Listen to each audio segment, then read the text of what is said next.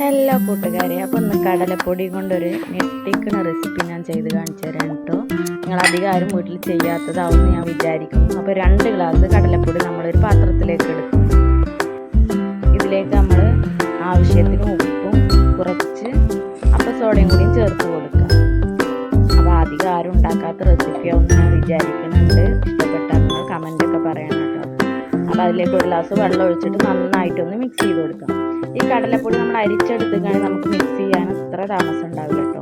അപ്പോൾ പാകത്തിന് വെള്ളം വീണ്ടും ചേർത്തിട്ട് നമ്മളിതൊരു ദോശമാവിന് ഇഡ്ഡലി മാവിന് ഇടയിലുള്ളൊരു പരുവത്തിലാക്കിയിട്ട് നന്നായി മിക്സ് ചെയ്ത് മാറ്റി വെക്കണം. ഇതൊക്കെ കളറിനായിട്ട് നമ്മൾ കുറച്ച് മഞ്ഞപ്പൊടിയാണ് കേട്ടോ ചേർത്തത്. നിങ്ങളുടെ യെല്ലോ ഫുഡ് കളർ ഉണ്ടെങ്കിൽ അതും ചേർത്ത് കൊടുക്കാം. ഇതാകുമ്പോൾ നമുക്ക് പ്രശ്നമില്ലല്ലോ, കുട്ടികളൊക്കെ കഴിക്കണമല്ലോ, ഫുഡ് കളറൊന്നും ആഡ് ചെയ്യണ്ട. അങ്ങനെ മഞ്ഞപ്പൊടിക്ക് ചേർത്ത് നന്നായിട്ട് ഇളക്കി കുറച്ച് നേരം റെസ്റ്റ് ചെയ്യാൻ പറ്റും. ഇനി നമ്മൾ ചൂടായ പാനിലേക്ക് ഡാൽഡയാണ് കേട്ടോ ഇട്ട് കൊടുക്കുന്നത്. നമ്മുടെ കയ്യിൽ കൂടുതൽ നെയ്യ് ഉണ്ടെങ്കിൽ നെയ്യിലും ഉണ്ടാക്കിയെടുക്കാം, അല്ലെങ്കിൽ ഡാൽഡയും നെയ്യും കൂടി മിക്സ് ചെയ്തിട്ട് ഉണ്ടാക്കിയെടുക്കാം.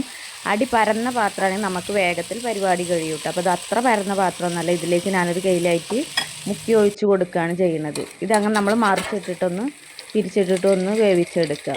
കൂടുതൽ ഇതുപോലെ മൂത്ത് പോകരുത് കേട്ടോ. അപ്പോൾ നമ്മുടെ സാധനത്തിൻ്റെ കളറ് മാറിപ്പോകും. ഒന്ന് വറുത്തെടുത്താൽ മതി. അപ്പോൾ നമ്മൾ വറുത്ത് എണ്ണയിൽ നിന്നൊക്കെ കോരിയിട്ട് നമുക്ക് എണ്ണയൊക്കെ കളഞ്ഞിട്ടൊരു പേപ്പറിലിട്ട് കൊടുക്കുക. അത്രയും എണ്ണ ഇതൊന്ന് പോയി കിട്ടണം കേട്ടോ. ഡാൽഡ കൊണ്ട് കൂടുതൽ മെഴുക്കുണ്ടാവാനും സാധ്യത ഉണ്ട്. അപ്പോൾ എണ്ണയൊക്കെ പോയി കഴിഞ്ഞ് നമ്മുടെ വറുത്തെടുക്കലൊക്കെ കഴിഞ്ഞ് ഇനി നമുക്കിത് മിക്സിയിലിട്ടിട്ട് ഒന്ന് പൊടിച്ചെടുക്കാം. അപ്പോൾ ഇതിലേക്ക് നമുക്ക് ഏലക്കായൻ്റെ കുരുവാണ് കേട്ടോ ഇട്ട് കൊടുക്കുന്നത്. പൊടി ഉണ്ടെങ്കിൽ അതും ഇട്ടാൽ മതി. അങ്ങനെ പൊടിച്ച് നമ്മളിതൊരു പാത്രത്തിലേക്ക് മാറ്റി കഴിഞ്ഞു. ഇനി നമ്മൾ ഇത് ചെയ്യാൻ പോകുന്നത് ഒരു പാനിലേക്ക് പഞ്ചസാര ഇട്ട് കൊടുത്തിട്ട് നമുക്ക് പഞ്ചസാര ലായനി ഉണ്ടാക്കാം.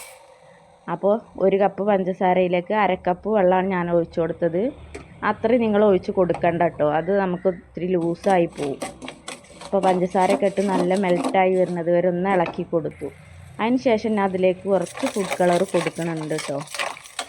അത് നമുക്ക് യെല്ലോ കളറൊന്ന് കൂടുതൽ കിട്ടാൻ വേണ്ടിയിട്ടാണ്. മാവ് നമുക്ക് അത്ര യെല്ലോ കളറായി കിട്ടിയിട്ടില്ല.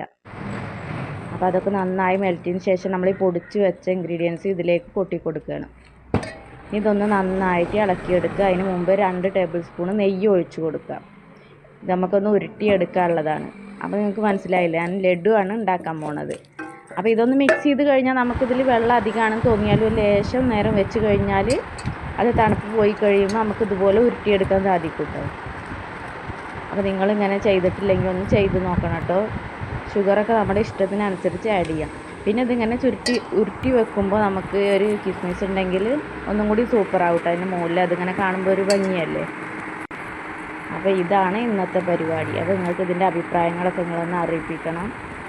അപ്പോൾ കുട്ടികൾ സ്കൂളിൽ വരുമ്പോഴത്തേനും ഒരു സർപ്രൈസ് ആയിക്കോട്ടെ വിചാരിച്ചിട്ടാണ് ഞാൻ ഉണ്ടാക്കി കൊടുത്തത്. അവർ ഇങ്ങനെ ഒരു വീഡിയോ യൂട്യൂബിൽ കണ്ടപ്പോൾ എൻ്റെ അടുത്ത് ഇങ്ങനെ പറയുകയുണ്ടായി, നമുക്കൊന്ന് ലഡു ഉണ്ടാക്കിയാലോ. അപ്പോൾ നമ്മുടെ കയ്യിലുള്ള സാധനങ്ങൾ വെച്ചിട്ട് നമുക്കൊന്നിങ്ങനെ ഉണ്ടാക്കി നോക്കാം. വീഡിയോ ഇഷ്ടമായാലും ഇല്ലെങ്കിലൊക്കെ നിങ്ങളുടെ കമൻറ്റ് അറിയിക്കണം. ചാനൽ സബ്സ്ക്രൈബ് ചെയ്യാത്തവരാണെങ്കിൽ സബ്സ്ക്രൈബ് ചെയ്ത് ലൈക്ക് ചെയ്ത് ഷെയർ ചെയ്ത് കാണണം. Thank you.